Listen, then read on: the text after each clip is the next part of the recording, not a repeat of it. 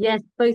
I think both Holly and I binge watched this after seeing. I saw the first episode on the television, and then I went and watched the rest of it on iPad. So this is a series starring David Mitchell, and Ludwig is his sort of nom de plume. He is a puzzle maker. He creates um, puzzles for people to solve, as in crosswords, logic puzzles, you name it, the whole gamut of puzzles that you can find in book form or on any other form. He creates them. He's got quite an analytical mind. And he is a twin, and his twin brother is a serving police officer. And he is contacted one day to find that his brother has mysteriously disappeared. And he has been asked by his brother's wife to see if he can find out a little bit about what's happened to his brother. And that ruse is that because they are identical twins, that he should be able to go into the police station, just retrieve some personal information, some personal objects from his brother, and then disappear out of it, and no one will be any the wiser. So he starts off doing this, and whilst he's in the police station, he almost accidentally, against his will, gets taken to a crime scene. And without being too big a spoiler, he manages to use his puzzle solving skills to solve the puzzle of who committed this crime. And then the series goes on where you see the sort of like the crime of the week, and then you have this overarching mystery of what's happened to his brother. So we see him stumbling and fumbling sort of socially, but then showing these sort of sparks of brilliance when his natural gifts of a puzzle solver are brought into play in solving some of the most serious crimes. So what did you think of it, Holly? Loved it. It made me so happy. And I was so sad to get to the end. And I desperately want there to be another series. Desperately. It's lovely. I feel the same. I think I must admit, the things I loved about it were the fact that sort of some of the improbabilities.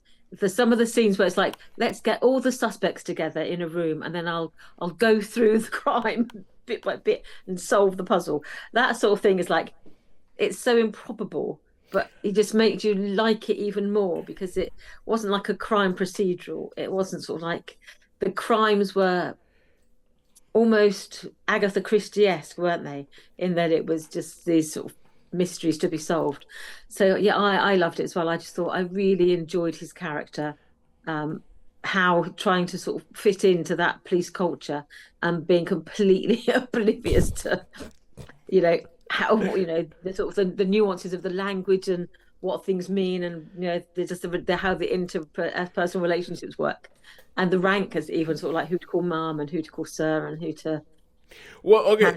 The thing with this, I really good. okay. I know that the both of you love this, right? And the thing is, this when I heard the premise of this, I was kind of like, okay, that's a bit ridiculous. It's a bit, and I know, especially for you, Sharon, somebody who's worked in the police, like the idea that somebody could just walk in and immediately sort of like, blag it, solve murder, blag it, solving murder. It's kind of like, and I was like, okay, but it's one of those things. I was like, okay, but if you go with that premise, this sounds to me like a cozy Sunday afternoon crime kind of thing. It's like sort of like in your sort of a bit Miss Marple, Murder She Wrote kind of vein, but with I don't know, smartphones. So yeah, in real life, I mean, he probably wouldn't even get in the building. And just like, how could you do any of your work without being able to access your computer?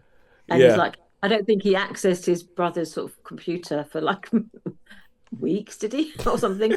And he was just like, it's like, could you exist in a modern world without actually logging into the computer at all? Yeah, and all like the mundane jobs that you have to do every day. Those sort of things, I think. Yeah, but from what you guys are saying, it sounds like this coast, but you don't care. Yeah, this gets by on a bucket load of charm. It sounds like because that's the only way this show could work by coasting by on a bucket load of charm. And I know that with David Mitchell, he can be charming, especially with Anna Maxwell Smith, who plays his brother's wife. Oh yeah, yeah, Sister-in-law, yeah. British sister-in-law. Yeah, and I know both of them together. I mean, I will love her forever for Motherland. She is brilliant. She is absolutely brilliant, Motherland. Yes. Yeah, and I love her from Bleak House. oh yeah, yes, yeah. I mean, that, well, she's one of those people who's been in a lot, but I think only really started getting noticed later in her career. Yeah. But you go back and you're like, oh my god, that's her, but younger. Kind of Oh thing. yeah. When you go Yeah. back and watch some other things. All right, so Holly, I have of course been listening to everything you said, but have you given your thoughts on this? I have. I have Like, said that it brings joy to me, and I loved it. I loved every second of it, and I'm so sad that the series ended because I want more desperately, and I'm really hoping that there will be a season two. I can't see how there wouldn't be, and that yeah, it comes around really fast. I'm guessing this was like a typical English BBC 6 episodes kind of thing. 6 episodes, yeah. Yeah. Cool. That's the way you do it. Leave them wanting more. Not like okay. So a show that I think would kind of be probably a bit similar. Have you guys ever watched Monk with Tony Shalhoub? Yeah. Oh, Yeah. So Yeah, we used to watch so that back in the day. yeah. So Yeah. Monk. I started watching Monk on Netflix, and when you get to like season one, 24 episodes. How many seasons of this did they make? 8 seasons. I'm like, no. I just can't. I just can't. I mean, it helps. It helps sometimes when I'm up with my daughter at night because then I can sort of watch things like that. But It's like US Ghosts. You know, I love the UK Ghosts. And I've yes, watched them all. I can sort of sit and just watch them back to back, just a whole season's worth. But US Ghosts, again, it's like 15 episodes or more a season. And they've yeah, got 4 seasons now.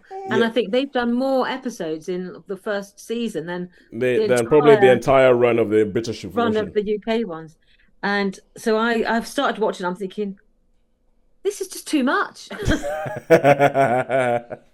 It's like, oh, what more could you possibly do? All right, cool. So, how many stars did we give Ludwig? How many?